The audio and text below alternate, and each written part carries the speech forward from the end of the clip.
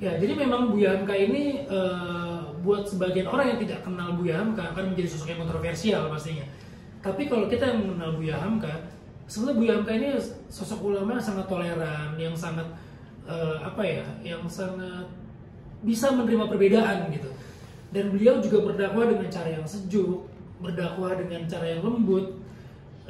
Tapi itu banyak banget orang yang sebenarnya nggak tahu. Nah, begitu nonton film ini, pemikiran-pemikiran itu menjadi terbuka gitu. Oh, ternyata Buya Hamka itu seperti ini. Dan buat saya itulah sebetulnya yang mau disampaikan oleh pihak keluarga waktu pertama kali saya main film ini. Beliau pengen pemikiran seorang Buya Hamka, rasa jiwanya itu bisa tersampaikan lewat film ini. Jadi generasi-generasi yang nggak tahu Buya Hamka itu bisa tahu Buya Hamka. Dan banyak sekali setelah teman-teman milenial nonton film ini, mereka ke toko buku tuh cari buku-bukunya Buya Hamka gitu. Untungnya buku-buku Buya Hamka ini kan masih diproduksi kan, mulai dari buku-buku romannya maupun buku-buku tafsir agamanya dia. Jadi kayak dua karya seni yang saling melengkapi gitu, antara film dan buku itu saling melengkapi. Mungkin dari Mas Bimo sendiri, ini kan biopik ya? Iya. Ini yang pertama kan atau yang Film biopik? masih belum? Enggak sih, ini saya pernah main film Krisye, saya pernah dulu pernah jadi Kasino juga, walaupun itu bukan biopik, tapi kita meremake film itu. Dulu pernah di Tiga Nafas Nikah, saya pernah menjadi tokoh dari suku Karo, Jamin Ginting, dan sekarang menjadi Buya Hamka. Tapi memang Buya Hamka ini seorang tokoh yang sangat kompleks, yang multidimensi. Tokoh yang sangat monumental kalau kata Gus Dur, karena beliau ini bukan hanya seorang pujangga yang terkenal, seorang ulama, seorang jurnalis, tapi dia juga seorang tokoh nasional yang memang benar-benar memperjuangkan kemerdekaan ini gitu.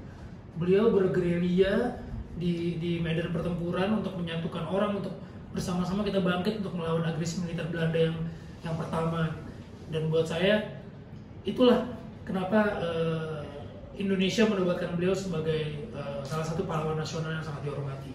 Oke. Kak, ini termasuk film yang membutuhkan effort lah buat kamu. Kamu kan udah banyak main film juga. Apakah ini salah satu pemain effort? Apa sebelumnya kamu sudah pernah lebih effort dari ini? Iya, kalau misalnya effort mungkin ini yang cukup besar ya effortnya gitu, karena memang periode film ini tuh dari Buya Hamka umur 16 tahun itu saya yang main sampai beliau diangkat menjadi ketua MUI yang pertama. Itu range umurnya besar sekali gitu.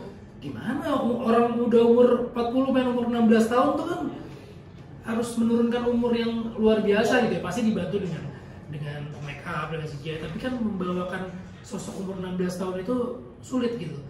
Tapi beruntungnya Buya Hamka itu membuat buku yang pernah menceritakan dirinya sendiri. Dia pernah membuat buku tentang dirinya sendiri, biografi tentang dirinya sendiri, menceritakan bagaimana perjuangan dia ketika umur 16 tahun itu sudah melawan Buana keluar kampung halamannya.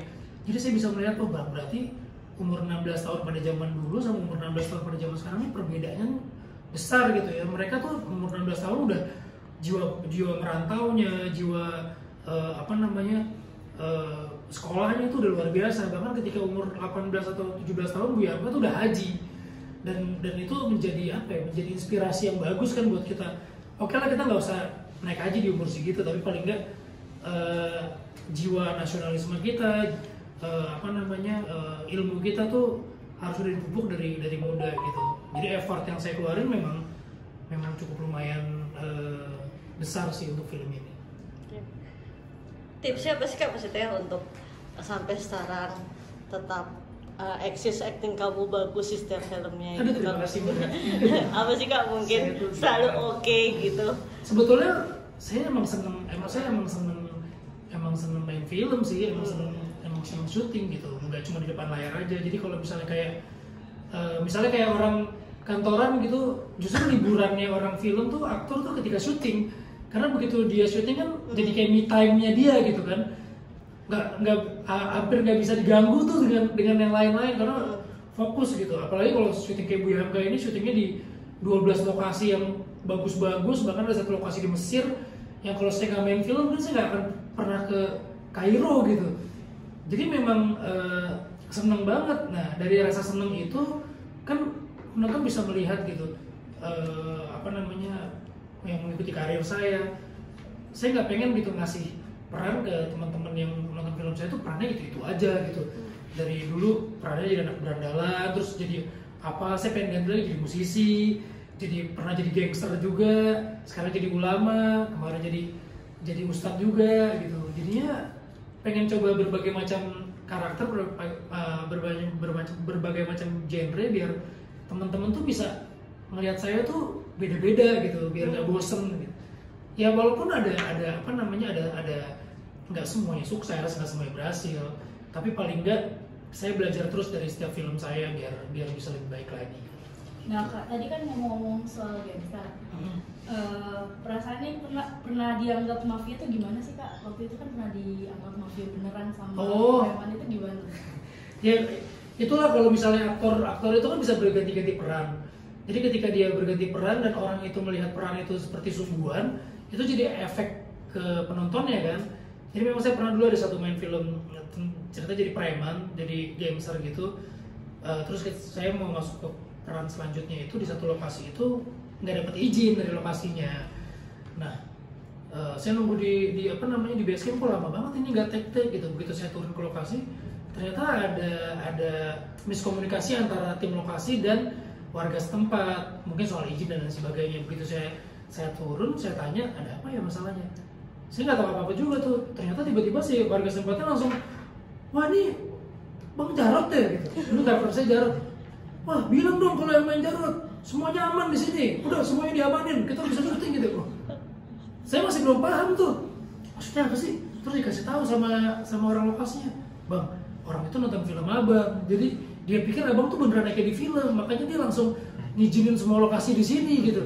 Wah ada untungnya juga sebenarnya. Jadi ada rasa bangga tersendiri ya? Iya, sebenarnya rasa bangganya bukan karena saya dianggap premannya sih, tapi berarti dia nonton film saya, sesimpel itu gitu. Kan kadang-kadang yang nonton film itu kan mulai dari anak kecil sampai orang dewasa gitu, dari yang orang apa namanya baik sampai preman pun juga nonton film Indonesia gitu kan. Nah buat saya itu satu keunikan lah bekerja di film tuh kayak gitu.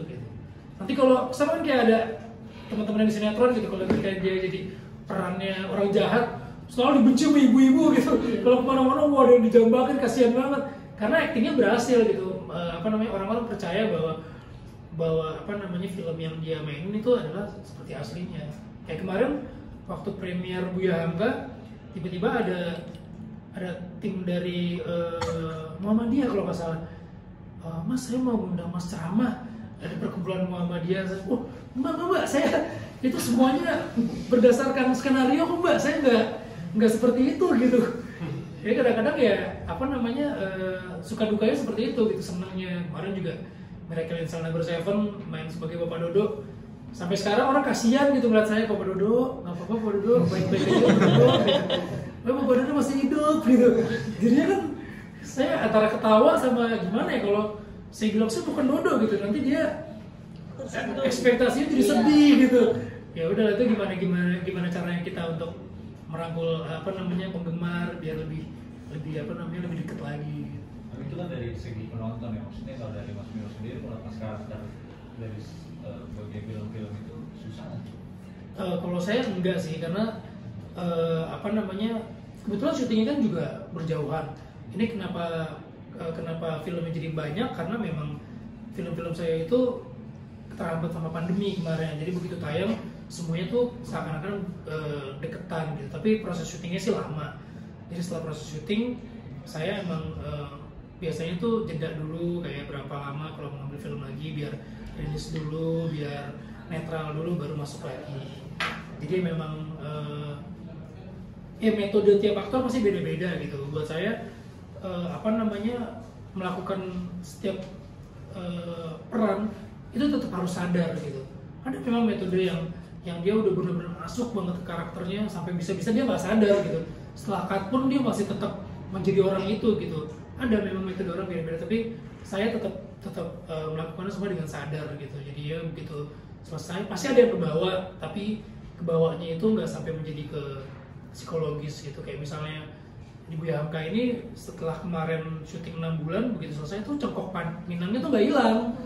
Jadi kalau ngomong tuh kayak gitu masih ada ngalunnya, tapi nanti lama-lama hilang. Waktu mereka Miraculous Number 7 karena butuh gestur yang misalnya kayak matanya tuh agak sedikit nggak fokus, nah itu sampai ke bawah. Jadi matanya tuh tetap kayak lari gitu, bola matanya tuh lari karena kebiasaan selama berbulan-bulan tuh seperti itu. Jadi efek seperti itu sih yang rata-rata ke bawah. Tapi kalau psikologis tuh kayaknya enggak. Kalau psikologis yang lebih dekat ke agama mungkin di Buya Hamka ini cukup terbawa gitu, karena asupan buku-bukunya kan buku-buku agama, buku-buku yang Islami gitu. Jadi merubah cara pikir saya juga sih tentang tentang berakhlak gitu, tentang bersosialisasi. Untuk keluarganya Pak, keluarga kakak udah pada nonton belum sih? Udah. Terus gimana tanggapan keluarga kakak? Kalau keluarga saya tuh seneng banget sih, maksudnya karena ya itu ketika menonton film saya selalu menemukan sesuatu yang beda gitu. Kemarin jadi karakter yang beda, sekarang jadi karakter yang beda lagi. Apalagi kalau kebanyakan keluarga saya ini banyak yang Minang nih, saya agak takut sebenarnya gitu. Saya ini keturunan Minang, bapak saya dari Pariaman, tapi saya tuh nggak bisa bahasa Padang. Tapi kan orangnya taunya saya bisa bahasa Padang gitu, jadi saya berlatih banget untuk di sini. Jadi ketika pas kemarin premier saya tungguin tuh komentar saudara-saudara saya tuh yang dari Padang pada nonton, wah ternyata mereka iya responnya positif. Ngajak saya ngomong bahasa Minang mulu, saya bingung jawabnya.